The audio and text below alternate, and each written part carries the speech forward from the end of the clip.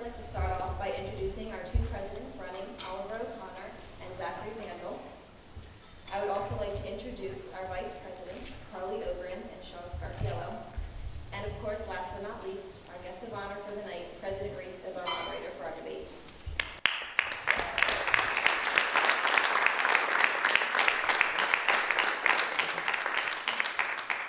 Each candidate will be allotted 2 minutes per question, and the candidates may come up now and begin with an opening statement.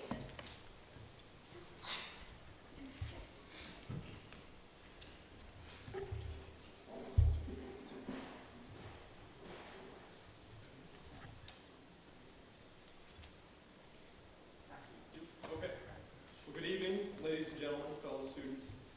President Reese, I'd like to thank you all for being here this evening. Give me a minute while I just move that. Thank you. So, first off, I'd like to thank you all for being here, as I said earlier, and I'd like to just state as why I'm running for president. On this campus, every day I look around and I see students such as yourself, myself, I see students such as Corey Weissman. I see individuals who are successful and who are skillful. And I see some of them with problems, and I see some of them without. I see some of them who face issues with our offices of students, offices that help our students, and I see others who face problems socially and in the school. And I think to myself that we can fix these problems. I know we can fix these problems, and that's why I'm running for president, because I have the experience and I believe that I am capable of doing so. So thank you very much. Well, good evening. It's nice to see all of you here. I'm actually very happy for turnout. President Reese, thank you as well. I believe I'm running for president because I believe that Oliver and I both have the skills necessary. However, I believe that I have the edge of experience on him. He's been in many committees with the SGA. However, I don't believe that he's actually reached out and touched students like I have. He's not gone out and really started clubs, really moved around with the student bodies. I can tell you that, though I may sound that I have a lot of experience, this isn't a resume filler. This isn't me trying to push my ego on other people. I have these skills. I feel like I can give back to the community, and I'm willing to sacrifice myself to help out the college in bettering itself. Well, thank you for those opening statements, and thank you for inviting me here. And I think it's wonderful that there's a presidential debate that actually serves food. I think that might be a first in my experience. I'd like to ask each candidate if they could identify and be as specific as possible what they think the 2 or 3 biggest opportunities for the school are over the next couple of years. I believe that the biggest opportunities that the school has are twofold, and they're very similar, and they both help each other in the end. One is to get students involved as heavily as possible back into campus life, back into the SGA, really working with bringing everyone into the process and getting as much decision and opinion as much from everybody, so we can really understand what the school needs, what the students want, and address it properly and as efficiently as possible. The other goal is to work with the community as much as possible, show that we're not just a school who goes out and parties and drinks the whole time, that we are students here, we are working for a higher education, and that we believe that through this we can get a better understanding of the world and better serve our country, our nations, and ourselves through that. Great. Well, Zach certainly touched on some of the points that I'd like to bring up. The first one that he spoke about was campus life, and we understand that this is very important. One of the most integral parts of our campus life is the participation that goes on behalf of all of the classes here at Washington College. So the freshman, sophomore, junior, and even senior class. We look out at those plaques on the cater walk and we see that there's 35% participation or 57% participation. These can be increased. The participation of students at this campus certainly can be increased, and I think this is something that's so great and something that we'll see in the coming future. It's a part of the college that I know is evolving and I know that is changing, and I'm excited for that. A second part was touched upon about the community, and I know that we are currently bridging the gap with community, and I think that there are a lot of great opportunities that are going to begin happening, especially with the expansion of the waterfront campus. I think that is an amazing opportunity for Washington College to increase its relationship with the community, because we'll be down there quite a bit more. I also think that in terms of social life, for for students on campus. That definitely needs to be evaluated, and that's definitely increasing. With more students, it's something that needs to be taken a look at. But I know the students on this campus will definitely live up to that standard. And as Zach said, we're not just a party school. We also work hard just as we play hard, and I think that's exciting as well. Well, each of you have touched on the size of Washington College. The fact is that we've gotten a little bit bigger in each of the last 2 years with the 203 classes. We may be getting bigger in the future. How large do you think we ought to be? And what problems do you think we need to address as we grow the student body? Yeah, I'll begin with that. So I've been in a few meetings with certain individuals at the School Board of Visitors and Governors, and I've been part of this conversation over the last few years. And I think that the size that we should reach that would make us just an amazing school and give us great opportunities would in fact be 1,800 students. I know that it's the optimal size that our school can reach in terms of our, for example, our cafeteria and other certain living spaces, and I know that that's a size that we should achieve. There are problems, though, inherent in this, and it's just something that I spoke about. The cafeteria, for example. It's a problem that's been brought up with many students. It becomes too cluttered. There are no places to sit for certain individuals, and how do we work around that? It's something that's fixable. It's something that's easily doable. We have to rechange schedules, but it does take work, and it takes time, and it takes skill for all of us. But another great opportunity that I see for the school in terms of its expansion is the expansion in terms of its diversity. And I see diversity in the student body, and I would see diversity in the academic aspect of our campus that would be provided as well. And so that's something that I'm looking forward to. If we do, in fact, expand as it's been spoken about, we need to take a look at both of these, and academics is certainly a big part of that. Well, Oliver's absolutely right. About 2,000 students sounds perfect. It's the perfect amount for liberal arts colleges, because that way we still have a large amount of students who have a diverse opinion. However, the teachers are still able to do what they do best at a liberal arts college, and that is have personal interactions with our students so that we can talk with them one-on-one, learn, and really, really grow to understand our disciplines more than we would at a larger school. He's absolutely right about the cafeteria. Yes, it's overcrowded, but I think that touches upon the issue of overcrowding in general. The waterfront campus is a wonderful deal, like he said already, but we can't get too far ahead of ourselves right now. We are over capacity of housing right now.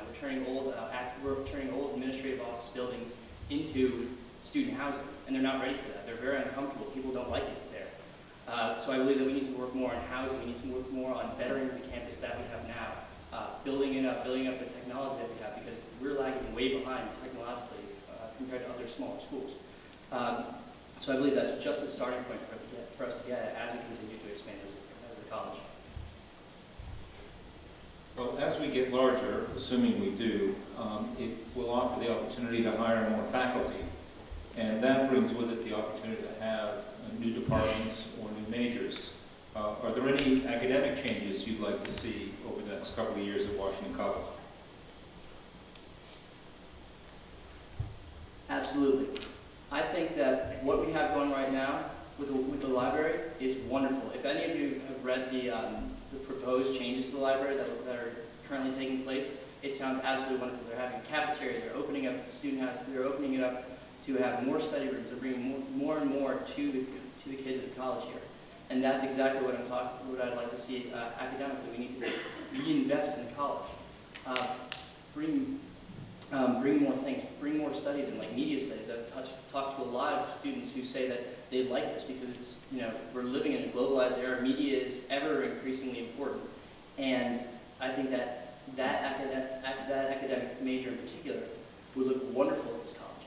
And not only that, a lot of students would be interested in it and would take it. I know I am.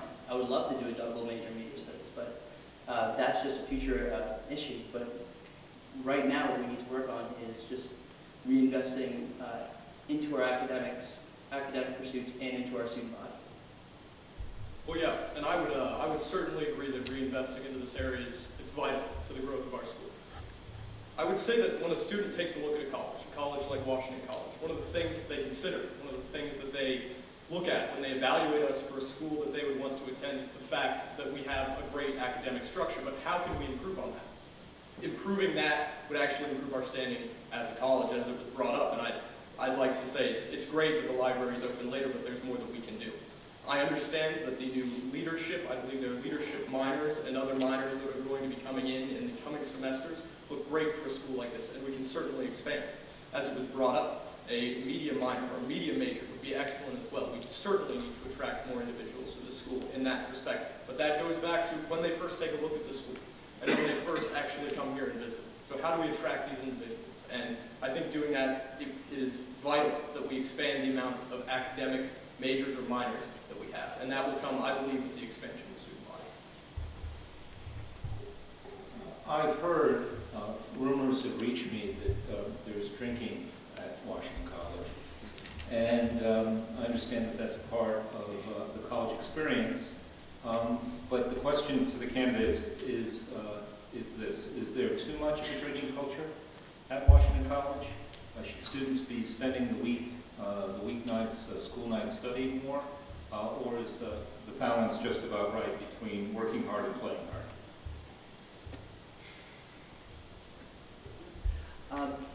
I think the first thing we have to understand is that, you know, though we do play hard, we work just as hard, I believe. Though that's not saying that we can't do more for academic emphasis. We can always do more. However, we have to understand that underage drinking and drinking on campus is a fact. We can't ignore it, and I think that we have to understand that is how students are, and I think it seems more widespread here just because it's a smaller college. I know that it happens on just a larger scale on other larger colleges with friends I've talked to there. So I believe that it's not as much a problem as other people think. I think it's more of a smaller, tighter issue because we as a student body interact with the administration and faculty more, therefore they see more of it, as opposed to a larger school where, you know, 75% of the student body might be getting drunk, but the professors maybe only think it's 25% just because the students never interact with their professors. Okay, so it's been stated that students at this college drink, which is completely true. The fact of the matter is, how do we educate students? How do we give them better options? How do we prevent them from getting in trouble with law enforcement? How do we stop them from getting citations at bars on weekends? How do we prevent fraternities, sororities going on probation when they have socials?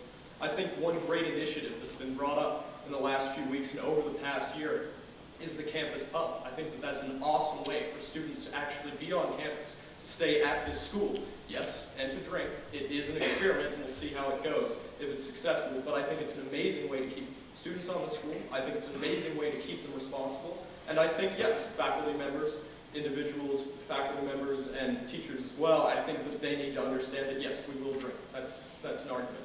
But how do we prevent binge drinking? Or how do we prevent drinking that's destructive? How do we prevent drinking that will harm our educational futures?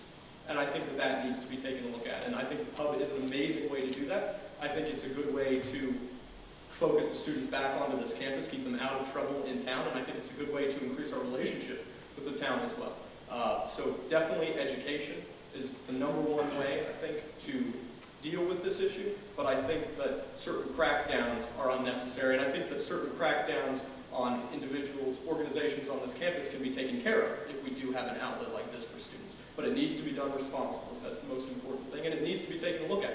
If it doesn't work after the first year, if it's not effective, then it needs to be reformed. But we will do that if it doesn't. Thank you. One of the things that we strive for at Washington College is to be excellent in everything we do. And we have outstanding academics, and we're trying to make sure that athletics and the creative arts are also as good. What do you think the right balance is between extracurricular activities and in-class learning should be? Is the right balance? Do we have the right balance here at Washington College? I think Washington College has a great balance of this, and I see it in the student leaders and the student athletes who are currently on this campus today. But I think the balance, if it's out of balance, so to speak, can be taken care of. I think it can be taken care of early on in freshman orientation sessions, and I think it's something that extends beyond that. If students are having a problem dealing with their work, dealing with their social, or even dealing with their athletic lives, then that's something that needs to be taken into consideration. And I think our advisors provide an amazing outlet for advice on this topic, and I think that we should actually seek their help if there's a problem. But I think as of right now, just taking a look at our athletes on campus and their ability to deal with work, I think that they've been doing an excellent job. And I'm so happy to have seen what the basketball team did this season, the men's basketball team. It was excellent. We're very proud of them, the men's and women's basketball team. So thank you very much. Exactly. My favorite thing about Washington College, and I'll say this to anybody, is that it's so small that you can get involved in anything you want as much as you want and still be able to do fairly well academically. For instance, I mean, I'm part of 5 different clubs here on campus, all completely different, and yet I still have a vested interest in every one of them. I've been able to maintain a very acceptable GPA, and I continue to push myself. And I've talked to many other students here on campus, and I know many other students do the exact same thing.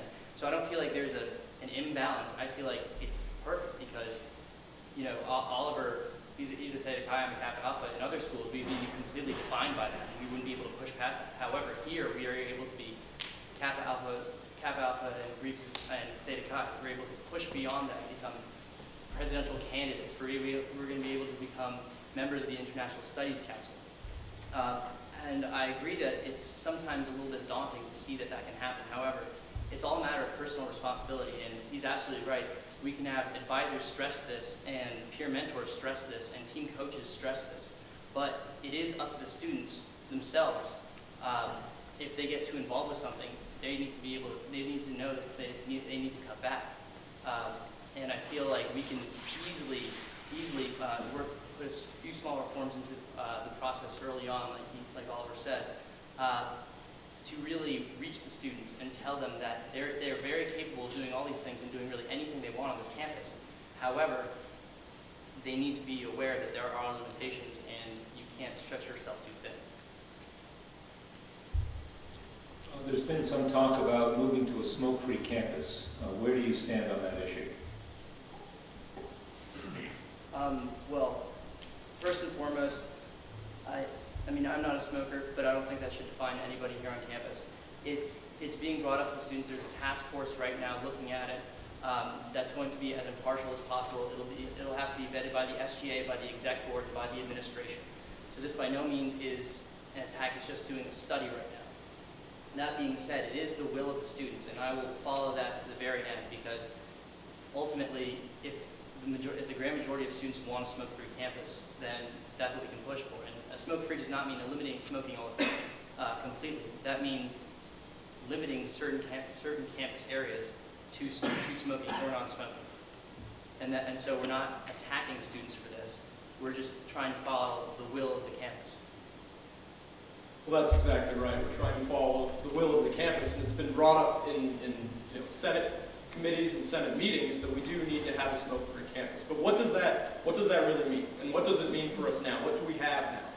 As of right now, from what I understand, dorm rooms in particular, let's just say dorms, let's say Queen Anne's house, for example. There is a mandate at Queen Anne's house that individuals cannot smoke, less than 20 feet from the door. So what that means is they can't light up a cigarette right as people are walking outside. And I think that that's respectful. It's exactly what Zach spoke about. If the campus would like to mandate a smoke-free campus, if it's the students' will, then so be it. Personally, though, I don't support the idea that students should not be allowed to smoke on campus, but I do support the idea of students being respectful towards one another. We look at, for instance, the honor code, and we look at how we treat ourselves as individuals, and we have to be respectful of one another. And in order to do that, a smoke-free campus, I believe, would be a combination of both. It would allow students to smoke on campus in certain areas, not necessarily designated areas, but not necessarily in front of doorways either, not necessarily where other students don't want it. So I think that that's important. We need to support both. If you could be president of Washington College for a day, what would you change?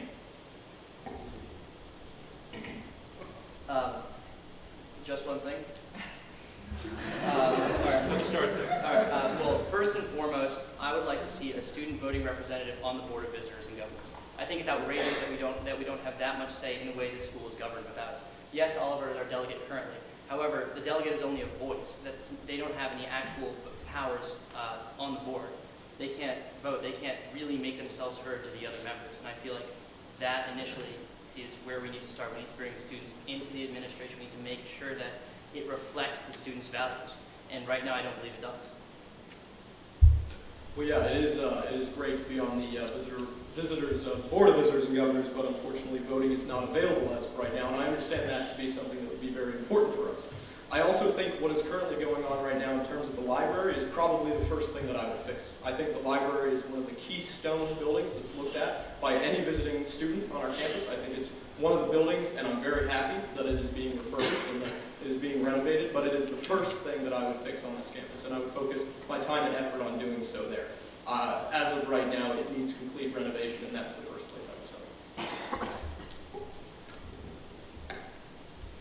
There's been some discussions recently about changing the academic culture at Washington College, and out of those discussions have grown the idea of having a minimum GPA of 2.0 by the end of your sophomore year, or else a student will be asked to take a leave of absence.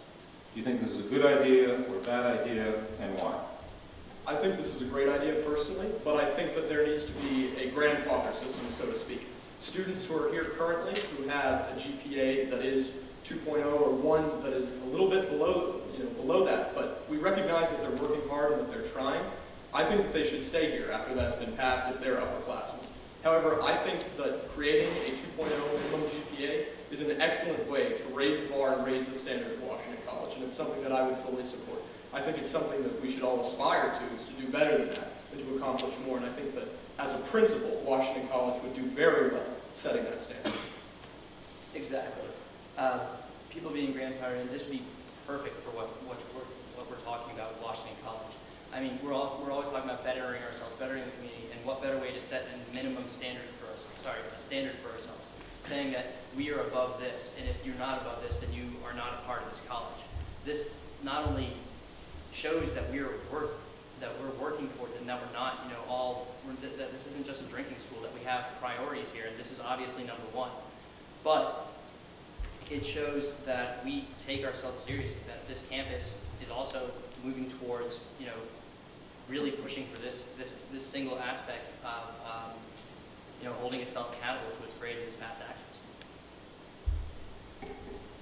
What else might we be able to do to change the academic culture to make the institution a little bit more intellectually rigorous?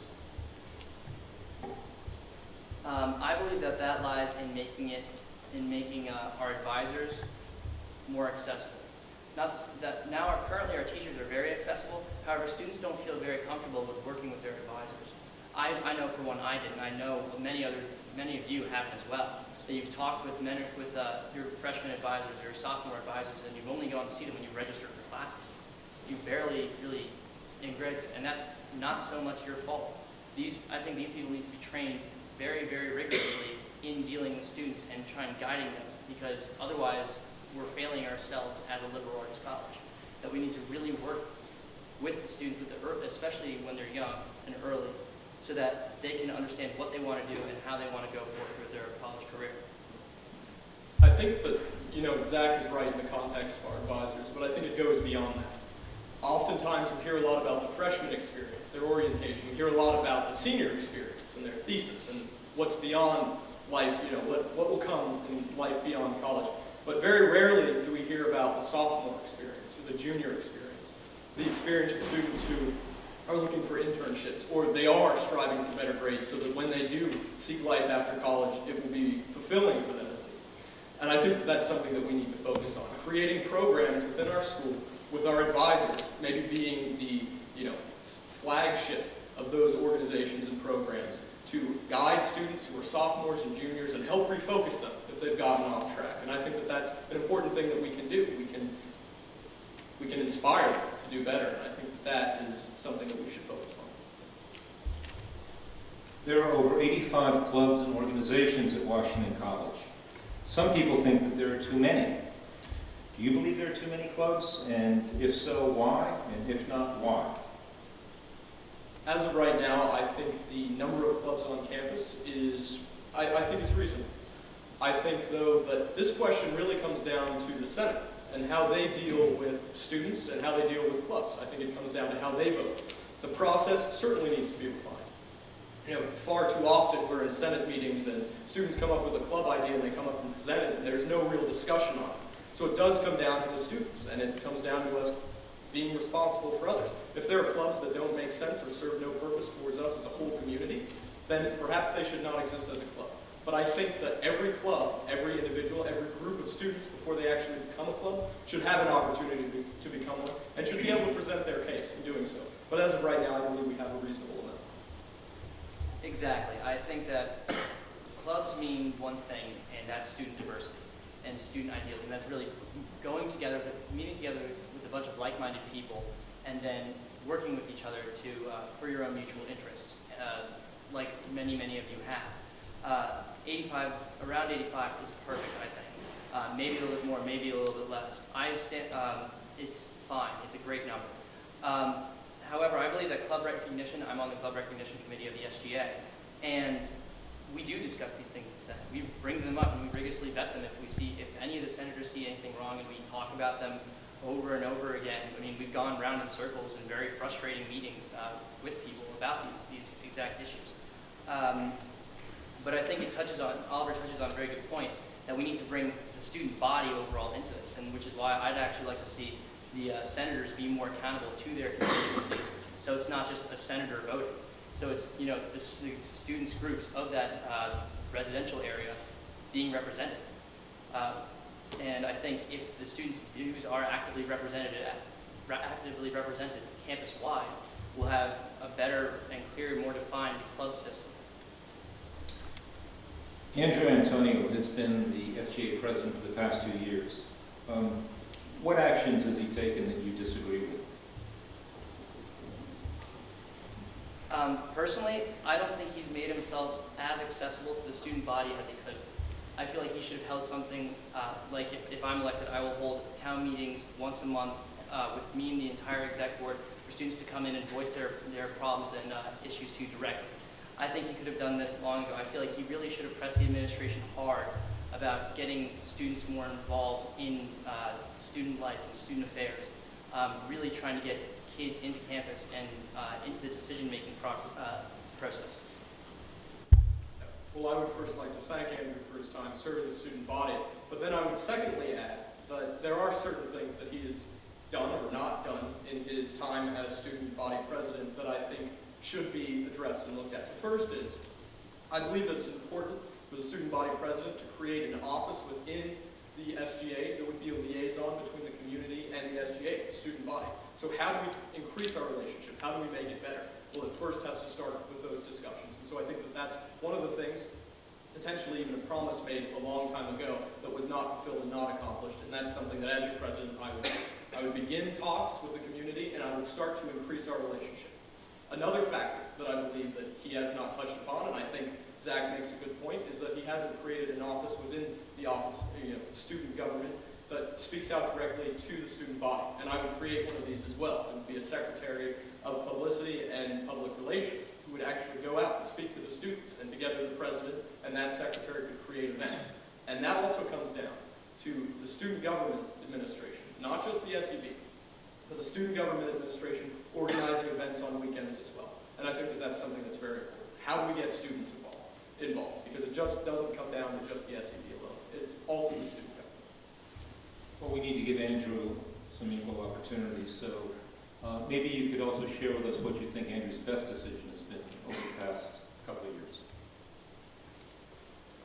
I'll begin with that. I think his best decision, while I've been here as a student anyways, I think his best decision has been the amount of energy he's had for the student body. I think it's the amount of energy that he's shown in terms of support and spirit at this school, because spirit matters a lot to me, and I think it matters a lot to every individual in this room. And I think that that's something that he, along with his administration, has helped to increase. I know I can't name a time when he wasn't at a basketball game this last season, for example. So I think that that spirit is something that shows through, and I think that as a leader, he did that very successfully.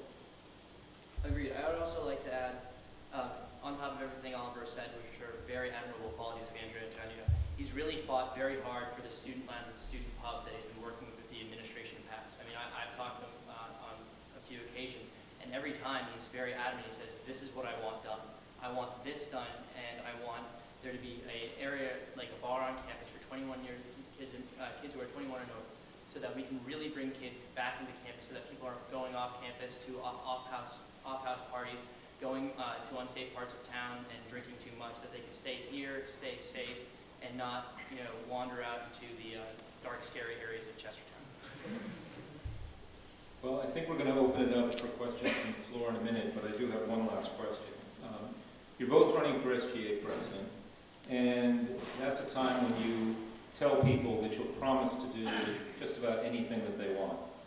But to govern is to choose, and you're going to have a limited amount of time, and you're going to have a limited amount of budget. So the question is, what are you willing to share with us this evening that you won't be able to do during your year as SGA president? I think one of the biggest things that I won't be able to do as your SGA president is get all students involved 100%. I think that that's something that develops over time. It's something that can be incremental at first, but it's something that develops over time. It's something that we should strive towards.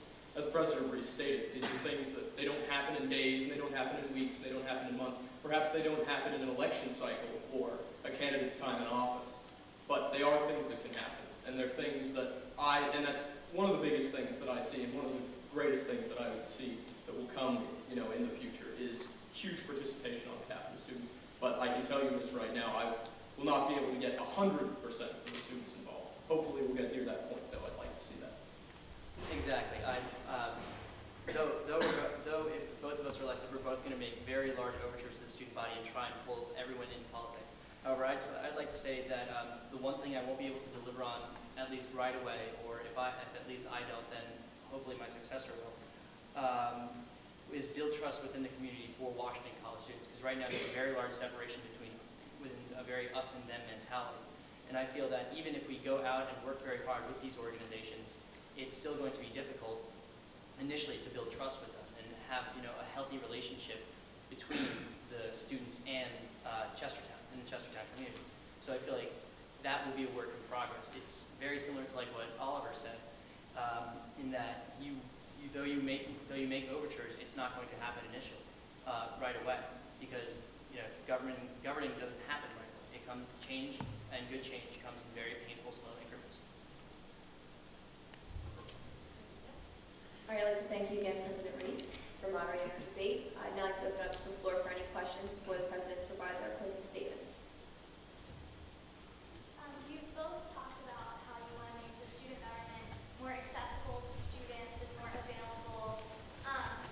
And that's something that has been tried and failed. We have had student open forums, and at one point there was one person that showed up and it wasn't even a student. So it's not so much that we haven't been available to students or trying to make an effort. We moved the Senate to the egg and so forth, but there's a certain culture of complacency among the students here, and they just, we make opportunities available, they don't come. So how would you propose to address the complacency on campus? Well, initially, I'd like to say that if elected, one thing that I've really talked to a lot of people who've come up to me about is getting the senators to go actually actively represent their constituents. Go and talk to them. Send out weekly or monthly reports to them, letting them know what's going on and how it affects them. Say, this is what we're voting on. It may mean this. This is what I feel about it. I'd like to hear your opinion. Please talk to me. And though Lindsay's absolutely right, it takes other things. It takes showing that we're responsive more to the student needs to bring them in. Because you're right, we do make overtures, but they also need to take the hand that we're giving them. So I believe that if we show them that we're actively representing their interests, mainly that we're not actively represented within the administration, that if we show that we're doing it, if we publicize it enough, if we tell them this is what we're doing and it really affects you in this way, they will start responding to that. I think that that's an excellent place to start. I think that that's very important. The senators and presidents and class officers, they need to get out to their constituencies and they need to speak to them. But where do we go beyond that? What's the next step? I think the most important thing that the student government at this school can do is recognize, as I said before, that the Student Events Board should not solely control all of the events that go on this campus. It also needs to be twofold. So the student government administration needs to do or complete work in that area as well. And I think that we can do that. I think that if we show the student body that we're doing more, that we're representing, our athletic teams more, that we're representing students, in certain positions more, that we're doing more things for our community, I think that that's actually going to inspire students more to want to come to our events and want to be more energized. But that energy needs to come from us, and it certainly has. I will say that the last administration had quite a bit of energy, but we need to have more. We need to do more on this campus. We need to organize more events, and yes, as Zach said, it comes down to the senators and it comes down to the representatives. Are there any other questions on the floor? What would either of you do to promote Greek life? Because I know you guys are both members of Greek life. Probably the majority of people in this room are members of Greek life. And they seem to have some problems with the administration. So what are your opinions on that? Like I said, getting the students involved in the administration. I know that, and I just saw you roll your eyes, and I've kind of been beating a dead horse with that. But really, I think, and from every Greek person who I've talked to, find it outrageous that the current Greek advisor was never a Greek herself. So I think that making the administration, especially particularly student affairs and Greek life more accountable to the students is really the way, because Greek life is about a third of the campus. And when their views aren't actively represented, then we have a huge problem. And I think that it starts with us and them working, us as a student governing administration and the Interfraternity Council and each of the heads of the chapters working together to really make sure that their voices are heard and saying that this is our views, we all agree on this, and this is what we think that you can do better. Yeah, I think that Zach touched on some excellent points, and as a member of Greek life, I'm certainly a proponent of it on this campus.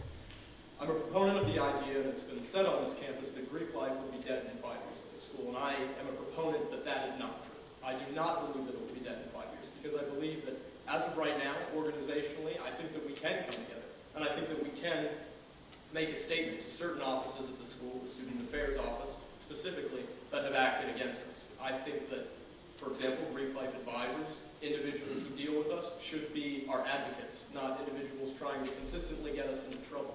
I think that that's something that the two shouldn't equal each other. So I think that that's very important. And as Zach said, we need to work with Panhandle, we need to work with the IFC, and when we do so, I think we'll send a very powerful message. Our alumni bases are very strong, and I think that that's also something that we need to touch on as well, that there's quite a legacy of individuals who have been in Greek life and have been at this college. And I think that that says something about the school and just the legacy of the school itself and how long it has been around and how long our organizations have been around. It's very important that we express this message to our advisors and to the faculty members of the school, that we contribute a great amount. I know there are quite a few members from the Kappa Alpha fraternity in this room tonight, and they gave over $100,000 to the Washington Fund last year alone. So we do contribute quite a bit to this campus, and that needs to be recognized, and it's something that needs to be focused on, so thank you. Any other questions? The SGA budgeting process is not perfect. It probably never will be. There will always be problems with it, although we will always be working to perfect it. What are some things that you each see could be improved upon with the budgeting process? As of right now, I think the budgeting process could be improved in a couple different ways. I think the first way that we can do it is to set it as an annual process so that it happens once a year. And I know that this was brought up in one of our last budgeting meetings, but I think it gives us a good and clear opportunity for clubs and organizations to set forth the amount of money that they plan to have for an entire year. And I think that it will also save us money in the long run. We'll also keep money within our discretionary fund, and if they in fact do money, if in fact they do need money, then they can come to the student government and propose how much they need. I think that there are also problems in terms of how much students need for their clubs and how that works with the business office. And I think that there needs to be some changes there, how they're actually able to access their funds. I think that that's a big way that it needs to change. If they're not able to raise any money, in the first place or get any money from that business office, then I think that needs to change. Exactly. I've been a part of the budgeting process for about a year and a half now, so I can tell you exactly like you said, Mike, it's a nightmare. It's chaotic, but I think that it's always going to be that way. However, I think we need to bring this up to the Council of Presidents, which is something that Andrew Antonio has started here. I'd like to make that a regular meeting we bring these things up to the presidents of the clubs themselves, the people who are representing it, and tell them and let them talk about how it would benefit them better. And then we bring it up to the SGA and say, and then see if we can sort of meld their two suggestions together. Because ultimately, though the clubs don't actually have any voting power in the student government, which gives out money to the clubs, they're the ones who are asking and using the money. Oliver also brings up a great point. The administration doesn't trust us students with money, which I think is absolutely ridiculous because we're using it. And even so, the fact that you're handling money for a bunch of people you don't trust is absurd. So I think that the students need to have more control over their money. I think that the Senate needs to really seriously look at this and take a group, not just as the Budget Committee or as the Senate as a whole, but really go committee by committee by committee by committee on a smaller basis so you can have more suggestions, more dialogue, instead of opening up to a large forum where some ideas may get lost in the noise. We have time for about one more question. I wanted to take it back a step to the Greek life questions that were raised a few minutes ago. I know a majority of the people in here are Greek life. I personally not, but I don't have any issue with Greek life. But Greek life only concerns about 20% of the campus here. So, one, do you think the relationship between Greek life and non-Greek life students here on campus is good? Is it bad? And if so, what would you do to foster a better relationship? And how would you also be sure to include and make sure that there is non-Greek life representation within the SGA and within the administration and student positions? Well, first off, though we both may be in Greek life, the majority of the exec board currently is not. So the people who are in direct control over a large portion of the governing that the SGA actually does aren't Greek, so their voices are definitely heard. And even if they weren't, they are a majority of the campus. And Oliver and I would be blind to not realize that fact. I think that what we need to do more is to empower not just individual fraternities and individual sororities.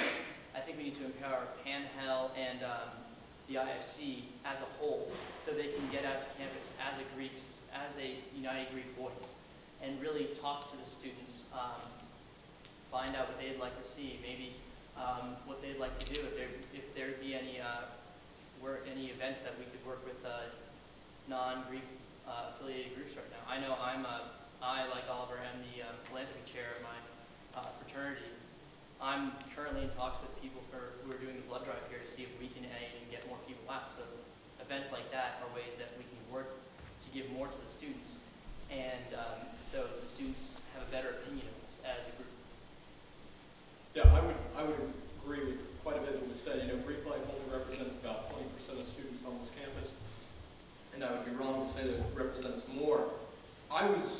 Just last weekend, I was at the Neighbors for Good organization and conference that happened just in Gibson, and a woman spoke to us, and she was very interested in our Greek organization and us helping out. And she also mentioned that we should speak to other students as well and get more individuals involved. And I think that that's very important. Is that when we give back to the community or the student body as Greek organizations, we need to recognize that incorporating them is perhaps the most important factor to that. And it's what's going to increase our relationship on a couple different levels. It will increase our relationship with students at the school, and it's also going to increase our relationship if we decide to have community service events and organize those sorts of things. I think also what it comes down to is our events on campus, for example, our social events. I think that there have been great strides which have been made, and I think that those show, for example, in the Club Cecil events that occur, all students are allowed to come to these, and I think that that's a great way to socially organize individuals, and I think that those strides need to keep occurring. But we definitely, as leaders on this campus and as organizers, need to recognize that we need to represent all students, and the first step to that is speaking with them and holding conversations with them, getting them involved. All right, I'd like each of you to now present your closing statements. Well, once again, thank you. It's been fun. I really hope that you've gotten to learn more about Oliver and myself.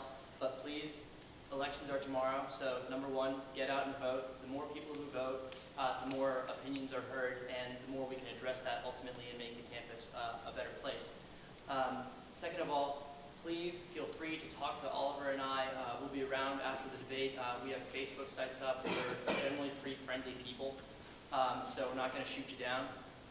So please just come up and talk to us. Tell us your issues. Tell us what you'd like to see, and we'll see how we can address that or work from there. Yeah, I'd like to begin by thanking you all for bearing with us, those who are still here this evening, and I'd like to thank President Reese and Jeff. Thank you for being up there and still holding the camera. That's great.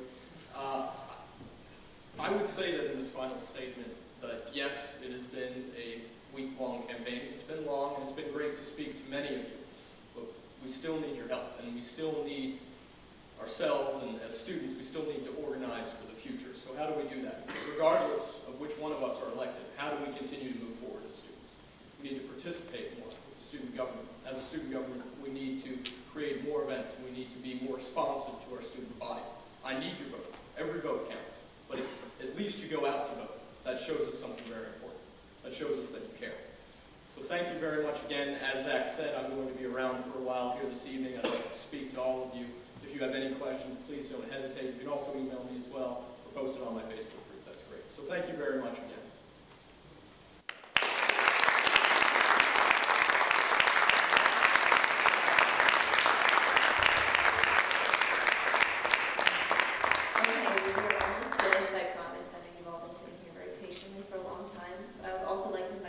To please come up and just give a little statement, introduction about yourselves, and then you guys as well can also ask questions to them.